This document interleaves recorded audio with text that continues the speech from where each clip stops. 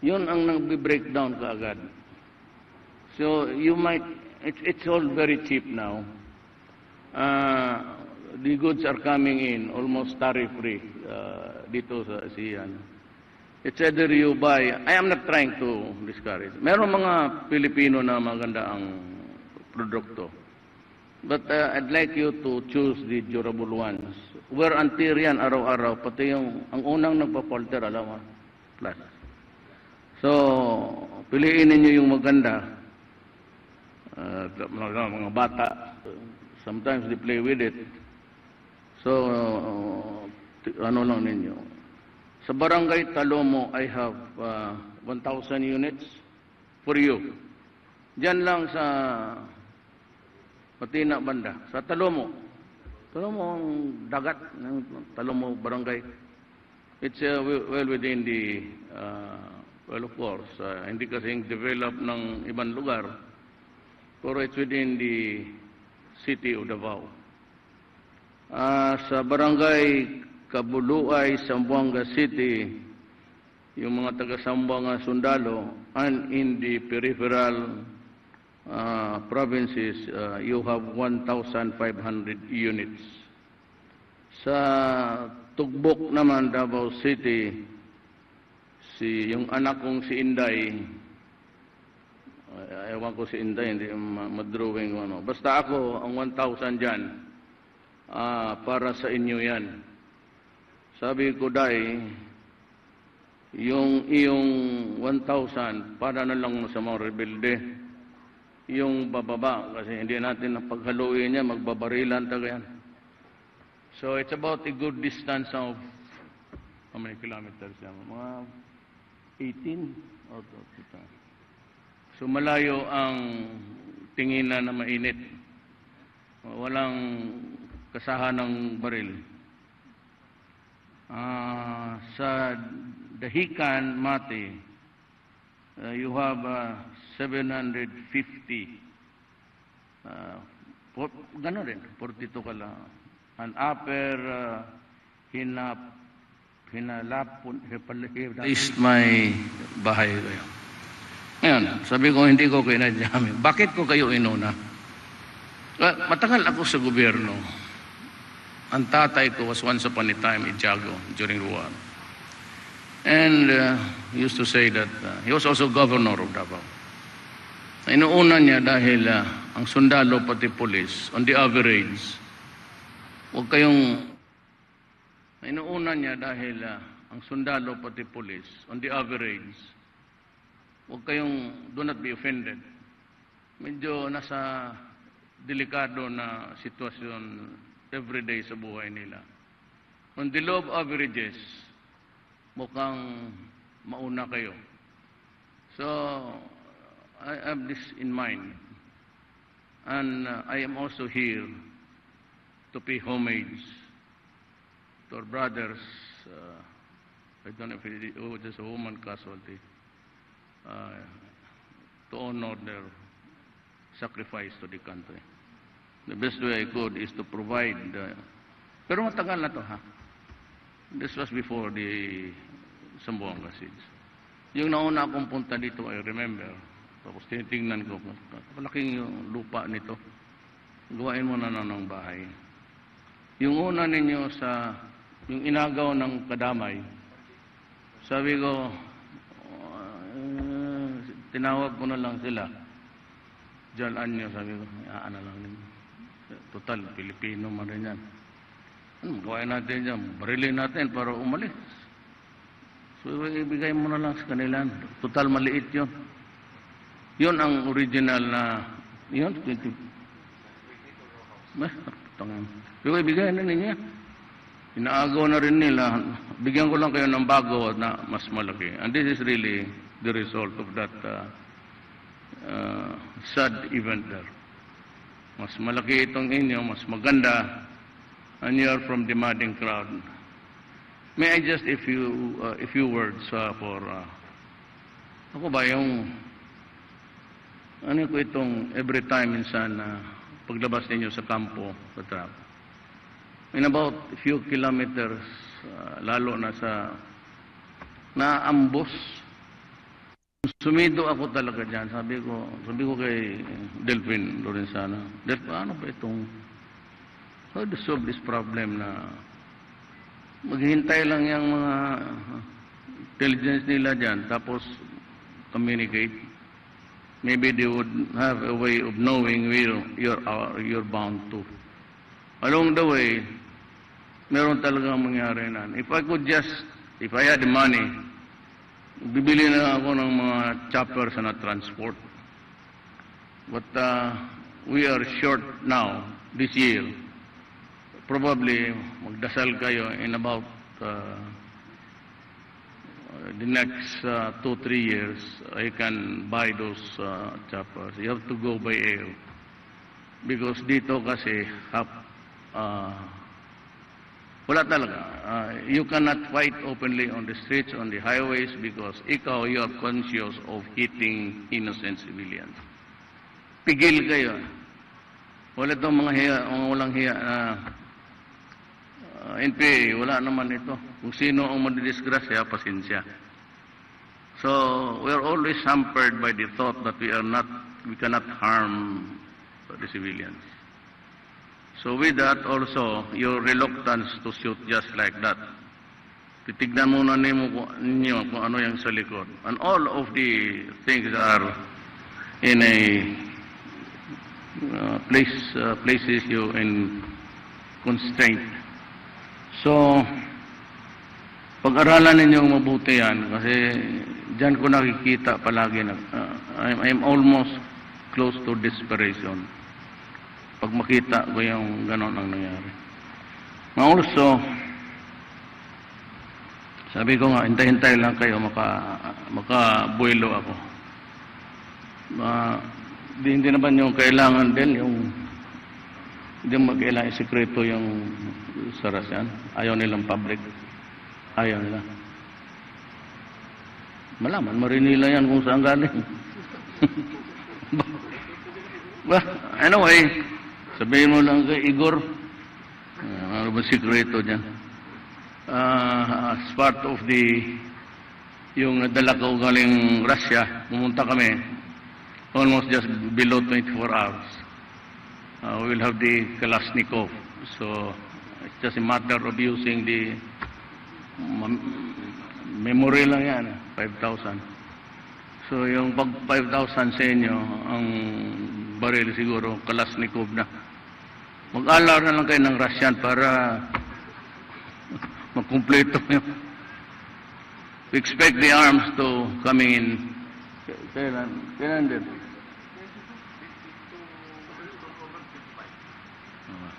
It's usually keeping it a secret. And a lot of people, if they dock the ships there, tatanong talaga yung mga ano yung dinidiskarga. But yun ang take ko ngayon sa inyo. I am very sad that we have lost a lot of men dyan sa Marawi. And sasabi ko, there will be no let up until the last terrorist is taken out. Mahirap yung... Hindi ako sabihin mo, bigyan ko sila leksyon, but that it is not good to tinker with the Republic of the Philippines. At I have an army na gusto ko paglabas ko sa presidente, be patient. Itong terrorism, inspired ng ISIS, will not go in about 7 to 10 years. There will be violence everywhere. Kaya sa mga Amerika, sa Europe, lahat tinamaan. Tayo most profoundly sa siege sa Marawi. They will not disappear. They will regroup anywhere and everywhere. Ang sabi ko lang, and I'm warning you, the soldiers of the Republic, what if they strike in 5 places at the same time? Zamboanga, maybe Basilan, Isabela, yan ang pumapasok sa opisina ko. and one major cities. Well, in the long run, we will prevail, but initially, so just remember that terrorism is a deadly movement to confront us and our children, yung mga anak natin. Yung mga anak ninyo, abutan pa ito.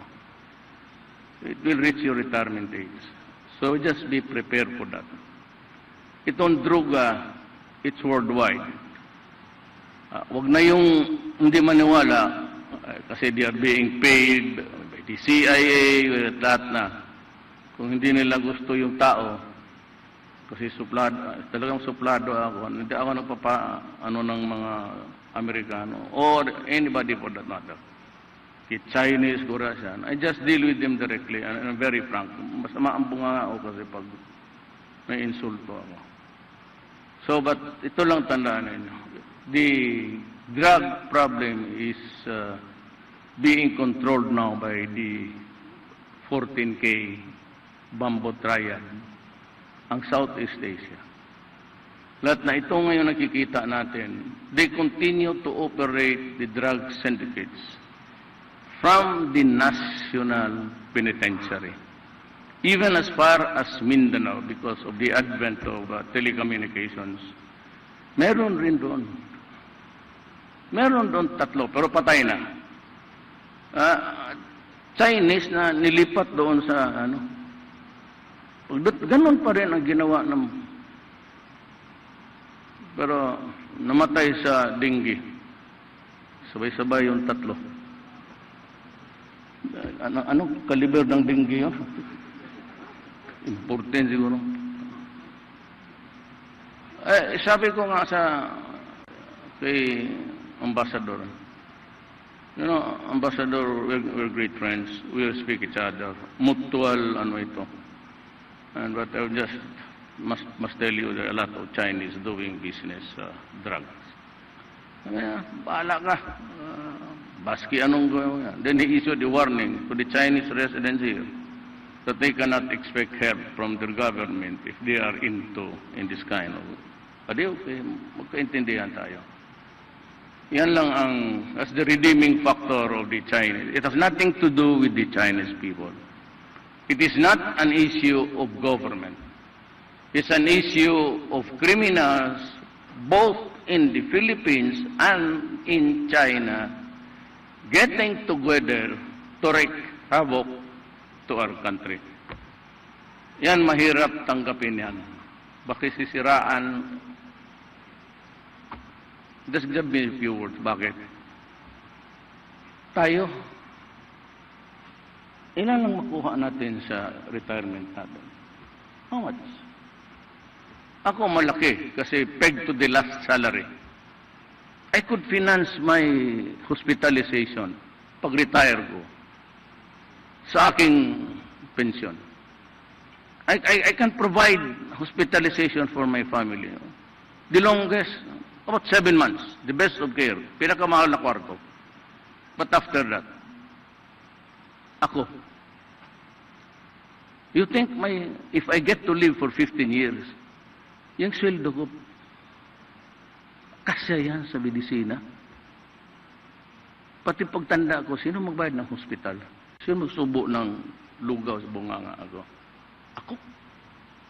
Mga anak ko. Kung kulangin ako, sinong bibili ng medisina? Anak natin. Minsan isangla pa yung mga lupa-lupain nila. Kasi ang tatay o nanay nagkasakit. Same story. Same story of my father and what I did for my parents. Especially my mother. She got to live for 96 years. Tayo. Si Ramon ang tayo. Si Tan tayo. Inyo, mas mababa ang inyo. Kaya mo, SSS 1,000. Ang medisina ngayon, magkano? Pag hit mo ng 60 o 50, pasok na yan. Diabetes, kasi kinakain natin kanin. That's the most vicious of all the carbohydrates. Kaya pinakamataas ang Southeast Asia because we're a rice eating. Hindi yan virus, it is not a bacteria. It just malfunctions sa body mo because of yung sobra tayo sa carbohydrates. Heart, tatamaan yan. Kidney, kayong mga sundalo. Halos lahat, kidney. Butit na lang, itong hospital ninyo, maganda na. Lahat ng equipments, binili ko na. Lahat ng generators kailangan niyo ko. Sabi ko, at this time sa aking panahon, hingiin na ninyo kasi ibibigay ko. Hindi na ako magbili, sabi ko kay Delvin, ng mga second hand, yung chopper ng Amerikanong binigay o tatlo. Hindi yan bigay, bili yan, tapos nahulog. Yung last time sa Lipa, patay lahat. 3 of those really came from Germany. Refurbished lang yan. So, it passes to a middleman, yung mga negosyante, ipagbili. Pag-sprayhan lang yan ng langis dyan, sinaw na. Pag sinaw na, parang bago tingnan, spray. Okay na yan. Okay na, ihulog. So sabi ko, panahon ko wala. Talagang brand joke. Sabi ko kay Delphin, pag wala tayong pera, huwag ka na lang bumili.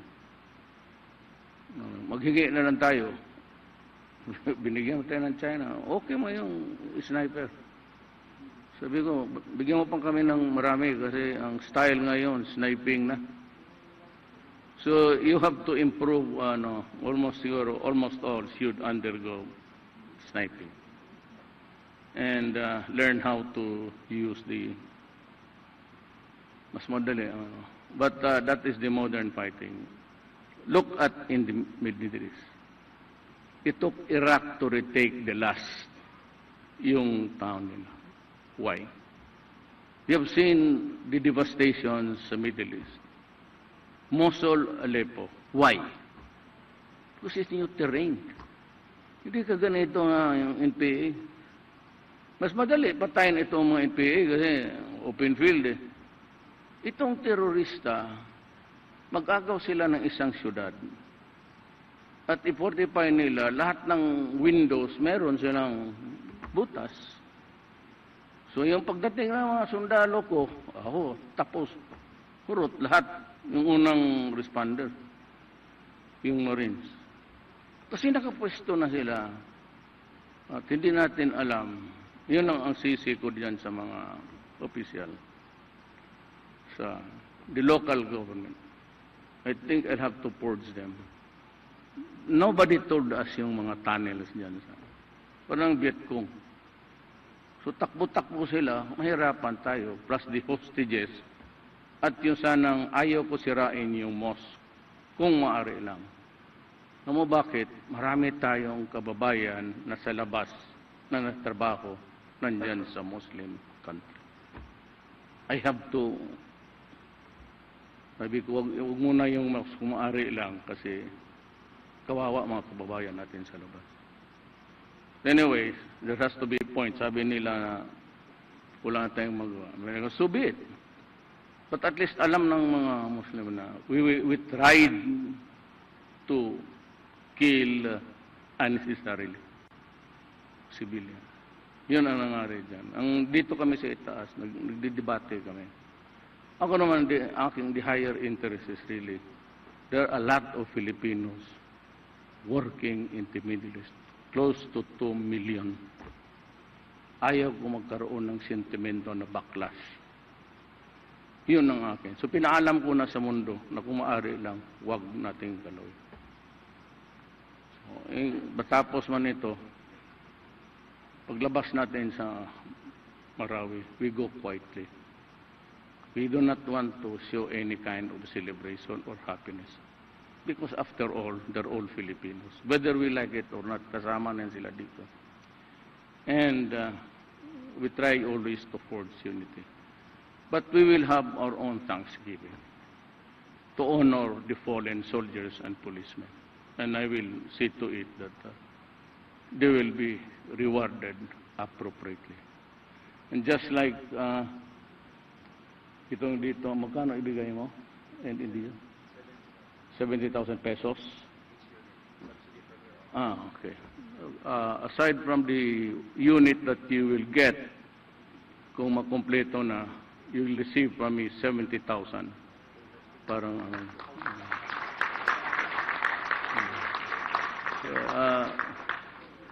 kasi alam ko na we are expecting a very troubled world ahead.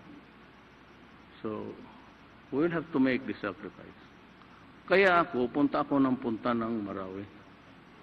Do you know that mag-take off kami doon gabi na? Diyan sa Camp Ranao.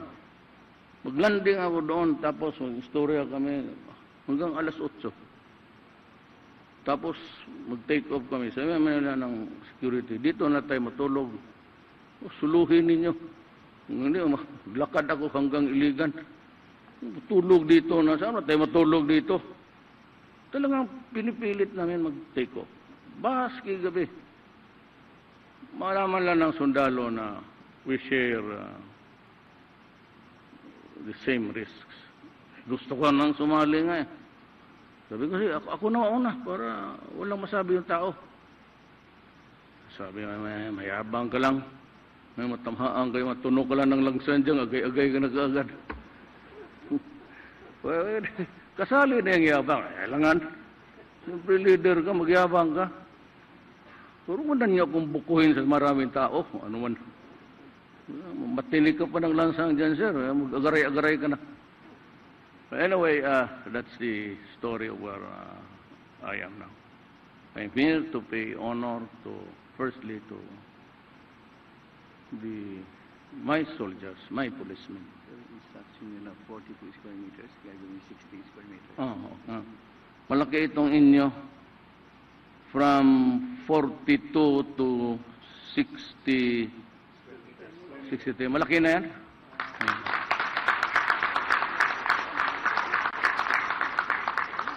Kung relihiyon mo Mormon, yung isang taas, isang pamilya doon sa itaas, magawa ka lang hagdanan dito sa side.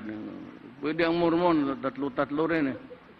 Yan lang nakita ko na walang problema. So, yan ang ano ko, 62 meters, you'd be comfortable. I'm just interested in improvement to the quality of the fixtures. Ano pa yung ganun lang nung una, yung bronze. Kasi yung ganun-ganun, sisira. Alam mo, walang panahon ng sundalo mong paisayos ng bahay.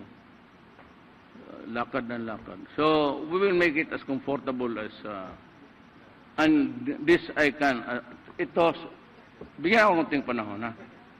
Pasensya lang kayo. Nung last change of command sa Army, nag-retire si John Miranda. Sip-isip ko kayo, you are perennially, not really begging, but asking, kulang na kulang. Sabi ko kay Dominguez, kababata ko yan, kapitbahay ko yan, bright, yan si Finance Secretary. Sabi ko, saan? Kasi yung una, sabi niya, iba sabi ko, I'll raise 50 billion na maiwan sa inyo. Sabi niya, no, hindi yan, binugok yan. Bright ito, valedictorian. So, ano ba para ang bright na solution? So, look, itong kampo ninyo, nandyan sa, yung basis sa conversion noon, hindi man dumating sa inyo. Well, akala namin yun, pero napagbili, wala man. Sabi ni Sani, gawin mo na lang itong sa kanila. Kanila talaga. Give it to the armed forces of the Philippines. Ang suggestion niya, maghanap na lang kayo ng ibang kampo. Malapit lang, dyan sa itaas ng Balichisan. Tapos ito, i-lease ninyo. Hindi ninyo pwedeng ipagbili. Kung ipagbili ninyo, i-lease ninyo, bilyon yan. Ang kikitain yan, inyo. Sabi ni Dominguez, magawa kayo ng sariling parang GSIS. Ibuhos yung pera doon, i-list na lang ninyo lahat. Maraming kukuha niyan. Tapos yung pera, ilagay ninyo sa inyong GSIS. Gusto ni Dominguez separate from the GSIS. Doon na kayo kumuha ng incremental increase ninyo plus the additional yung appropriation ng gobyerno sa budget. Then you have the income from yung propiedad ninyo. You can buy the arms that you want, probably not in so many quantities. Diyan na yung kunin ninyo yung lahat, pang education. Pera yan, malaki yan. At mukha ngang sobra-sobra. Kung mapa-list ninyo, gaya ng ang malaki ngayon, itong sa BCD, it's about 1 million per square meter. Per square meter, it's 1 million now sa BCD yung dati. Pinakamahal ngayon, in the country. Na kung i-list lang ninyo yan, 50 years, another 50 years, it becomes solely the property of the armed forces. Hindi na kayo magsige, hindi kayo magmakaawa. Wala kayong equipment, sabihin, kaya na, bili tayo. Hindi one-third. Ito benefits, ito para acquisition, ito incremental increase every 2-3 years. Okay na kayo. Yun ang proposal ko. My suggestion now is that you form a committee of 2, kasi sa akin, gobyerno to, then we get 1 from the private sector na yung marunong about investment. So inyo na yan. Wala nang pakialam ang national government dyan. Palaguin ninyo yan at okay na kayo. Next year, inuna ko kayo. And for the reason I just stated, inuna kayo. January, doble na ang sweldo ninyo. So towards the end of the year, mayroon na kayong mga bahay. It's an improved space of 64. Maka-garden ka pa. Most important thing really is wag ninyong bitawan ang Bonifacio. If you decide to lease it 100 years, okay, 50, renewable 150, basta inyong property. It will keep you in healthy position maybe to the next 150 years. Yan na lang ang ibigay ko sa inyo na talagang may impact sa buhay ninyo pati sa inyong pamilya. Maraming salamat po. Maraming salamat po, mahal naming Pangulong Rodrigo Duterte. May we request the President for a photo opportunity in 2 batches. First batch on stage, second batch downstage. Ikaw ang